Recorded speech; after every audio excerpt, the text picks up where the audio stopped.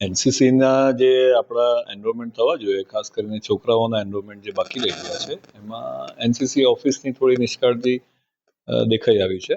અને ત્યારબાદ જ્યારે વિદ્યાર્થીઓ રજૂઆત પ્રાઇમરી પ્રથમ તબક્કાએ કરી હતી, ત્યારે આપણે એનસીસીના ઓફિસર સાથે યુનિવર્સિટી અને ફેકલ્ટી લેવલે પણ મિટિંગ કરી, યુનિવર્સિટીના સત્તાધીશો સાથે મિટિંગ કરાવી અને એનસીસીના ઓફિસર, બ્રિગેડિયર, કર્નલ જે પણ છે એ લોકોએ એશ્યોરન્સ આપ્યું છે કે કોમર્સ ફેકલ્ટીના રહી ગયેલા છોકરાઓ માટેના એનરોલમેન્ટ થઈ જ જશે. અને એના માટે જે આપણે તરફથી જે સીટીઓની નિમણૂક થવી જોઈએ એ પણ આપણે ઓલરેડી રિકમેન્ડ કરેલું જ હતું, પણ હવે એ સીટીઓની નિમણૂક પણ આજે થઈ ગઈ છે.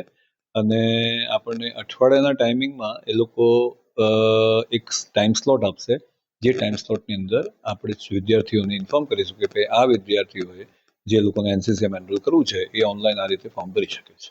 જે 2 દિવસ પહેલા અમે જે ડીન સાહેબને આવેદનપત્ર આપ્યું હતું એમાં સ્પષ્ટ માંગ હતી કે એનસીસીના જે કોમર્સ ફેકલ્ટીના જેટલા 70 વિદ્યાર્થીઓ છે એ લોકોને હજી રેજિમેન્ટ નંબર ને એ લોકોને એનરોલમેન્ટ નંબર આપવામાં નથી આવ્યો, એ તાત્કાલિક ધોરણે આપવામાં આવે.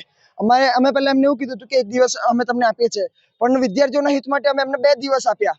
પણ આજે જ્યારે અમારે ડીન સાહેબ જોડે વાતચીત થઈ ત્યારે ડીન સાહેબ ફેકલ્ટી ઓફિસને તાળા મારીને, ડીન ઓફિસને તાળા મારીને જતા રહ્યા હતા હેડ ઓફિસ. અમે જ્યારે એમને ફોન કર્યો ત્યારે અમને એવું કહે છે કે ભાઈ મને રજિસ્ટ્રાર સરે તાળા મારવાનું કીધું છે. એટલે એ વિષયને લઈને આજે અમે રજૂઆત કરવા ગયા હતા, પણ સાહેબે જવાબ બરાબર આપ્યો નહીં. એટલે આજે ઉગ્રતાથી અમારે ફેકલ્ટી ઓફ કોમર્સનો ઘેરાવો કરવો પડ્યો.